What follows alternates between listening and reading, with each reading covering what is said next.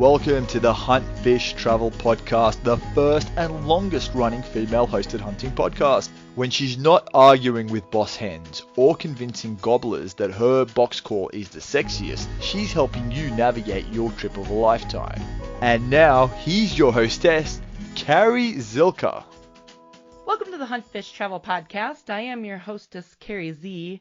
This week, we have on the line Adam Kaufman from Prowl Outdoors.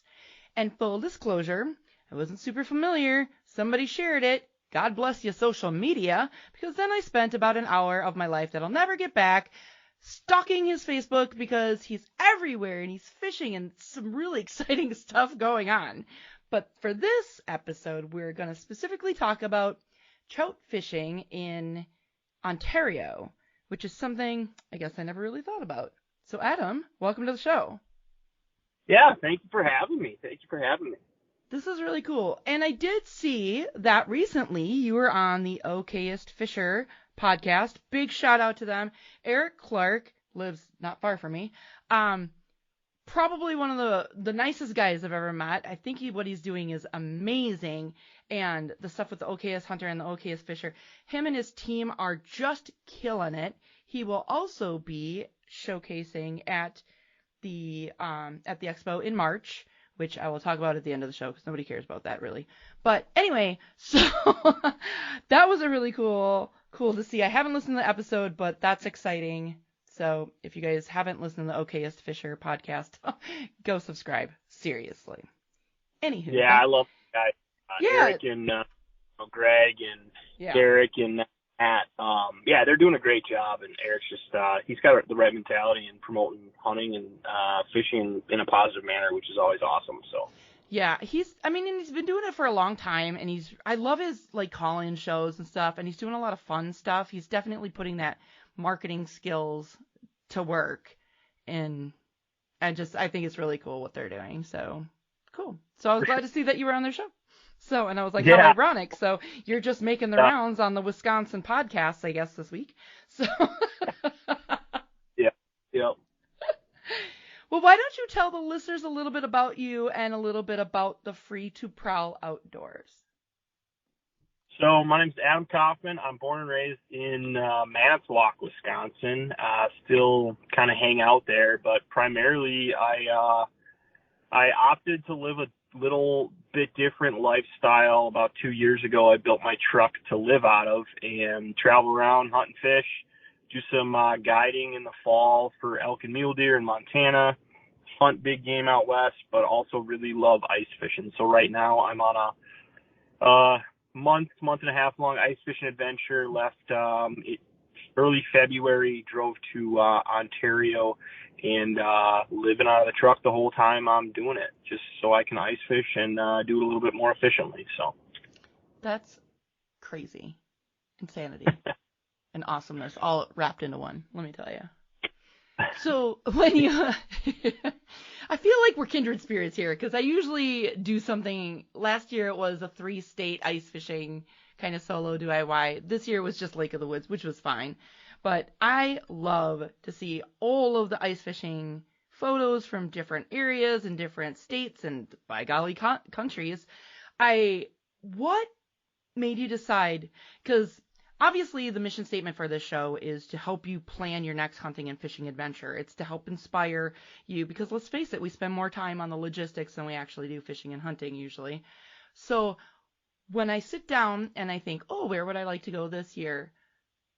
I don't think Ontario's ever actually been on my radar. So how did you choose to go to Ontario? So I have a family, he's actually going to be my future brother-in-law here as of mid-April. My sister's getting married, and his best friend lives up in Ignis, Ontario, and they run a fishing camp. They run the Press Lake camp, and I just have heard from my sister's fiance and now future husband that fishing's good, and ended up asking him if I could pick Ryan Nazir. Ryan is actually the owner of Press Lake Camp, and Ben Nazir, and see if he had some insight on lake trout fishing, walleye fishing, burbot fishing, etc. Because I've always wanted to fish Canada, and I felt like it was a good place to start because I had a connection up there. And even if that was just via a couple messages, but I ended up meeting Ryan in Thunder Bay. He was leaving for an ice fishing trip himself, but I ended up meeting him in Thunder Bay, and we actually met at the Tim Hortons, typical Canadian. And he just he talked me through some stuff, and then he set me loose to go explore. So that's interesting. So okay. So let's start from the beginning. Obviously, you have to have a passport to get into Canada. Correct. Did you, at the time of this recording, I believe there's no vaccination requirements to get in. So did you drove like straight up? And then, I mean, so many fishing camps are fly-ins. It wasn't a fly-in, right? Nope, I drove all the way up. So yeah, living out of my truck, traveling, drove all the way up north of Duluth, across the border, basically just south of Thunder Bay. I can't think of that crossing.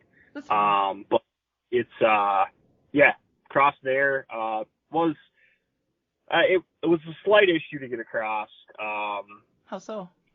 Being a nomadic person, and they could tell I live out of my truck, and I have my truck stickered with my logo and things like that. Apparently they don't necessarily they just question a lot of nomadic people like myself. They're worried that they're going to go up there and work, sure, and they're going to or disappear. I mean, I got questioned as far as like, how much money do I have in my bank account?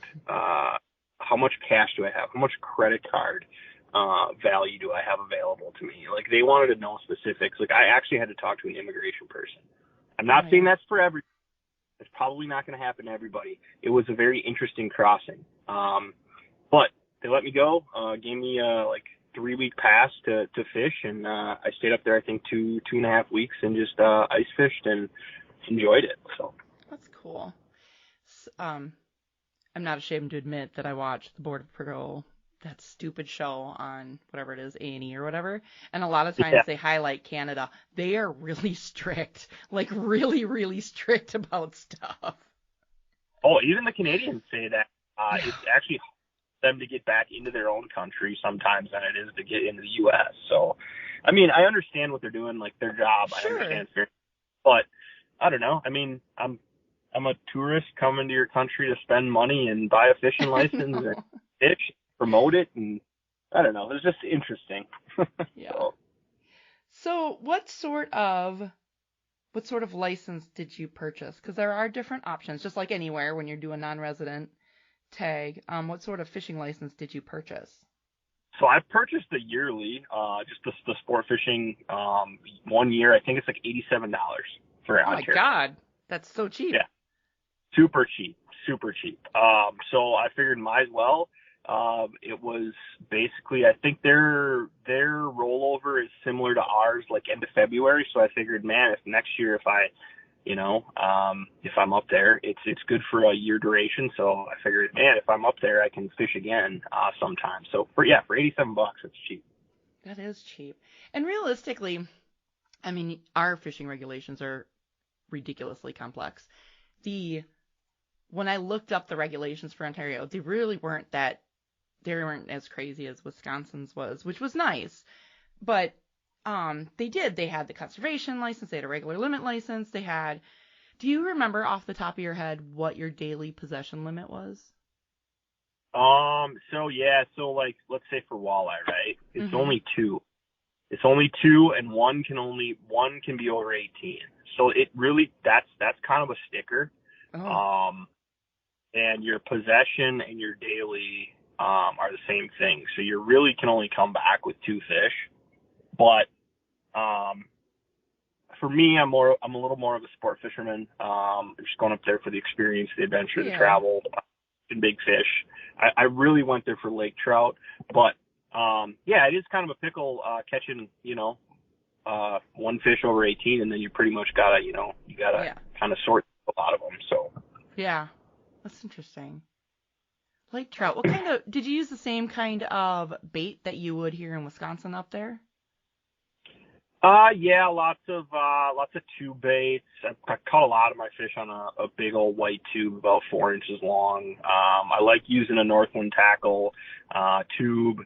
They have 4-inch version. They have multiple sizes weights in that, from a half ounce to an ounce. But they have a really nice stinger hook setup that I like. With lake trout, you tend to get a lot of nips or short strikes, so having that stinger hook is pretty key, especially on a tube bait, only having that one big single bend hook. So Interesting. And were you jigging or were you using tip-ups?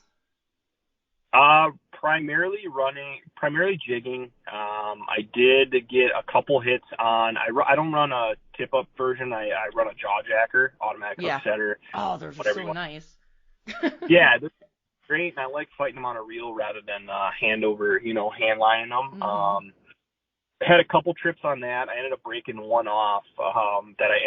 I know which one I broke off because I ended up recatching him like 4 hours later, jigging. So very hungry lake trout, but primarily jigging, like 50 to 60 feet of water, looking for super steep breaks. Lake trout primarily like to corral their fish, and up there they're primarily chasing Cisco. Some of the lakes up there that's the only commercial fishing they have up there is Cisco for bait. They have very healthy populations of Cisco up there, so they like to corral these big schools of Cisco against very vertical faces, rocky ledges, steep banks, etc. So sometimes if you look at lake trout, there's certain ones that have very blunt noses. That's because they're chasing fish in and out of the rocks, and they're slamming their nose into the rocks chasing bait. Really? Yep. That's nuts. I guess I never knew that. I've always been such a walleye fisherman. I caught my first steelhead through the ice a couple weeks ago, and I am like, bam, obsessed. Yeah. With salmon and trout, like for real. Trout. I mean, there's a reason I like chasing trout. I like chasing trout in general. I like brown trout, brook trout, rainbows, etc. They chase, they fight. They're aggressive. You can have them chase a bait from 50 feet on the bottom all the way to right below the ice. So it's pretty fun to play with them, and that's why I really like chasing trout. Yeah, I definitely agree. I caught it on one of them jaw jackers, and it was like a 12-minute, and it was perfectly clear ice. I have video of like the fish coming up to the ice, and oh god, it was so fun. And I was like, man, walleyes don't fight like this. That's for sure. Like, this is way more fun. But so that's why when I saw the pictures on Facebook, I'm like, oh my god, I gotta interview this guy, because my little mini obsession here. Hey, it's honestly, it's hard for me. Like, everybody always asks me, do you fish panfish? I have nothing against fishing panfish through the ice. Like, I'll do it like right away early ice just to get that itch in right. But after that, once we get good safe ice and the lake trout stuff, I'm going to chase big fish. I just like to fight. I would rather put up multiple hours, multiple days of not catching fish to catch that one big fish. So. Yeah, totally. Very cool. So, how was it? Tell me a little bit more about your truck setup, because I mean, it gets pretty cold here in Wisconsin. I can't imagine how cold it is however many hundreds, if not thousands of miles north of us. Like, how did that work for you? I don't know. I mean, it gets cold, yes. I'm pretty used to it. I actually, before I decided to build my truck out to live out of, I used to do this on weekends. I lived in southern Wisconsin, and I'd go up to Superior or to chase lake trout, or I'd go to northern Wisconsin to chase early ice, etc. And I would just sleep in the back seat of my truck, and that's just kind of what taught me I could do it.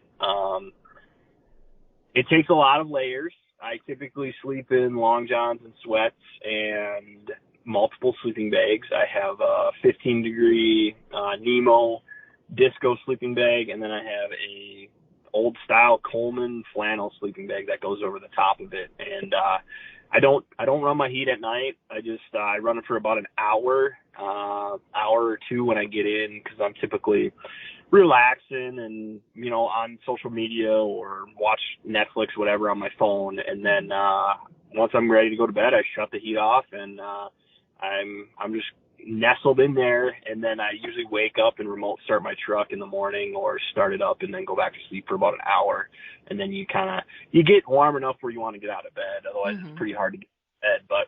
But yeah, it just takes the right mentality. It's definitely taught me that I can handle the cold a lot better. But it's really actually pretty comfortable once you have the right layers, honestly. So how do you think that fishing for lake trout through the ice in Ontario compares to fishing for lake trout through the ice here in Wisconsin, say? Hands down, it's not even close. Really? Lake Superior is different, right? Lake Superior is its own breed. But even up there, like, those fish, they roam a lot. They can be kind of hard to target. It's just there's so much less pressure up in Ontario. I mean, I'm in 4-5 people on the ice the whole 2 weeks I was up there. I mean, oh my gosh. You're in a pretty barren area. Like I said earlier, I was fishing around Ignis. It's a great area. There's logging roads. You can access a lot of these lakes and snowmobile trails, et cetera, to get into some of this stuff. But yeah, it's remote. So you're really not dealing with a lot of that pressure. So the fish want to chase. They will be aggressive.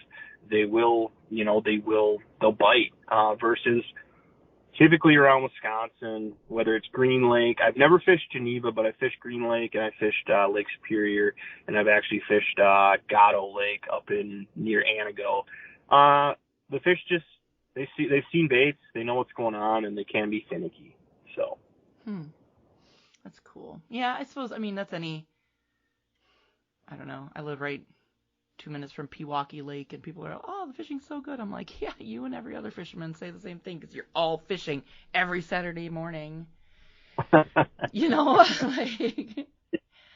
Yep. And that lake gets a lot of pressure. I actually went to school in Milwaukee at Milwaukee School of Engineering, and then a lot of my college buddies still live in the Heartland area.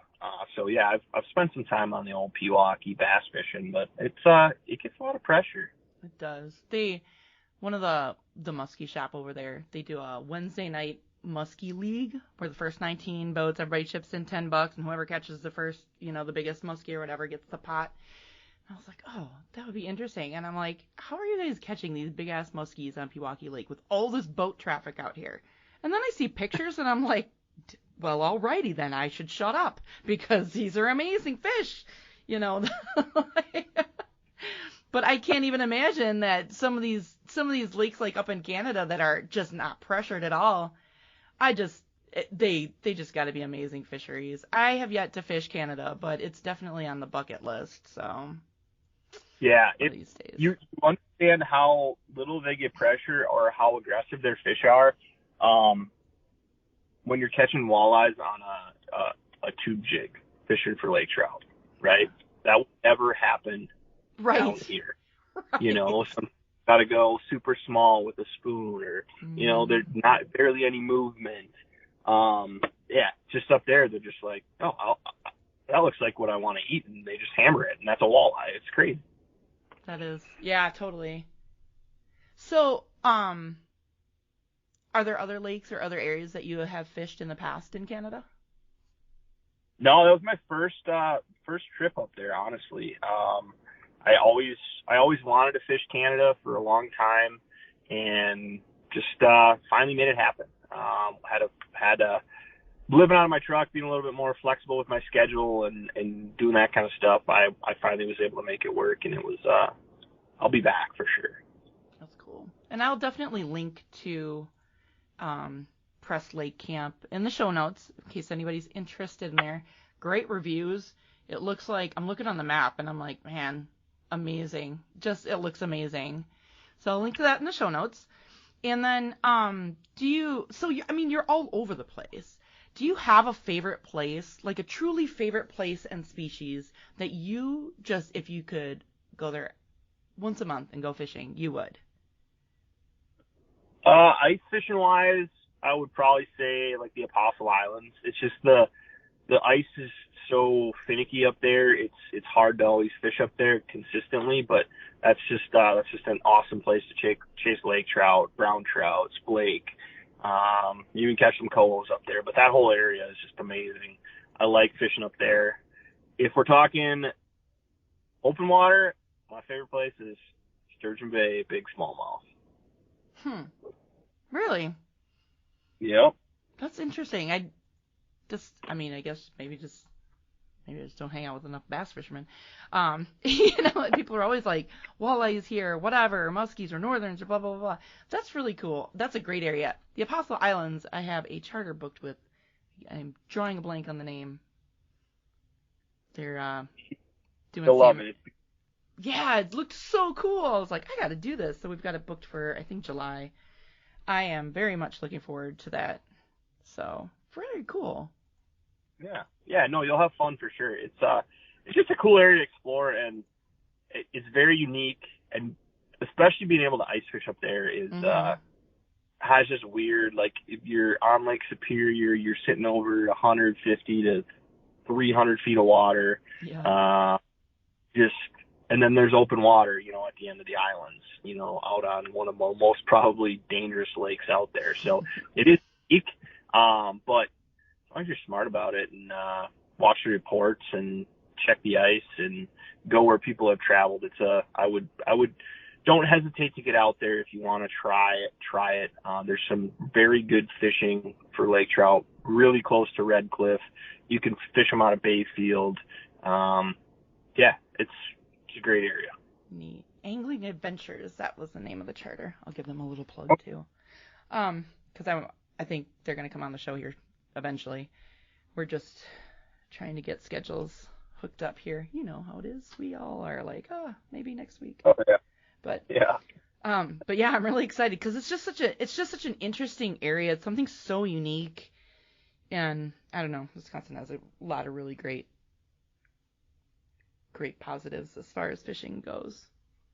Oh, we're blessed. Even just being where we're located, the Great Lakes and through Minnesota and close to Canada and the Mississippi River. We are truly blessed as far as fishing goes. 100%. Couldn't agree more. I don't understand people who are like, oh, I hate Wisconsin. I can't wait to get out of here. And I'm like, have you not left your basement? Because there's a lot of cool shit to see. Let me tell you. Don't have the motivation to get out when it's cold. Right? Yeah. Hobbies. Yeah, exactly. Right. Get off your couch. But for sure. So what do you have coming up? Tell me what you have coming up for the rest of the year. What does Free to Prowl Outdoors have coming up for the rest of this year? So right now I'm in Montana. I continued my my ice fishing adventure all the way to Fort Peck, Montana. It was another lake I wanted to hit for lake trout. So I'm here right now. Here for a few more days. I've been here for about a week already. Did some walleye fishing and lake trout fishing, and then probably going to end this whole ice fishing adventure. But then I leave for Texas middle of April. Like I said, my sister gets married down there, but also I have a buddy who owns a ranch down there, so I'm going to do some turkey hunting in Texas in April, and then probably turkey hunt in Wisconsin. Lots of smallmouth fishing in spring, that May time frame when they're the big ones are coming up to spawn in Sturgeon Bay, and then summer I kind of take my time off because then in fall I actually head out to Montana to guide for elk and mule deer. So head back out there, guide for 12 weeks out there, and maybe slip away for a week or two and do some of my own hunting, depending on what I pull for tags. So very cool. Yeah. Well, tell the people and the listeners how they can keep up with all of your adventure. I see you have a website. What are your social media channels? I will, of course, again, link to them in the show notes, but why don't you give them the rundown? Yeah, you guys can find me on all the main social media platforms. I'm on TikTok, currently doing a day-to-day series with how it is to live out of my truck, ice fishing and living out of my truck in the winter. I'm on Instagram, have some more like YouTube style videos on my YouTube channel. And then that includes the hunting and fishing, etc. And then Facebook. And then as well, I do have a website that just has some more information about me and some merch, etc. But yeah, any social media platform you can find me on, just look for Free to Prowl Outdoors. It should pop up. Awesome. Very, very cool. Well, I definitely appreciate you taking the time out today to come on the show to talk about Canadian lake trout. Thank you for sending me down a rabbit hole this evening, I'm sure. But honestly, thank you for taking the time out of your day to come on the show. This was really cool. And like I said, if listening to you, even just like the simple facts, you could hear how excited you were about the trip. So very cool. Oh, very much for having me. I mean, it's been a fun month just chasing lake trout all over, and just they'll always be one of my favorite fish to chase to the ice, and I motivate anybody to get out there and just try chasing some trout. You'll like it. Awesome. Very cool. Thank you. Thank you.